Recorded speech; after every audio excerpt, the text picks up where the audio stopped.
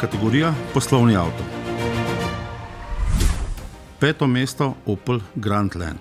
Opelov SUV je v novi generaciji zrasel in pridobil na varnosti in voznih lastnostih. Njegova ponudba pa je dobra predvsem v boljših različicah. Z njimi premaguje tudi brata na enaki osnovi. 4. mesto Škoda Kodiaq. Škoda Kodiaq postaja merilo poslovnega avta za tiste, ki si želijo več prostora in uporabnosti ter SUV zasnovo. Njena cena pa lahko krepko preseže 40 000 evrov. 3. mesto Tesla Model Y. V tem cenovnem razredu se kot odlična izbira izkaže tudi Teslin SUV Y, ki za 45 000 ponujajo zadosten doseg, res veliko prostora, polno opremljenost in veliko dobrih tehničnih rešitev. 2. mesto Renault Scenic.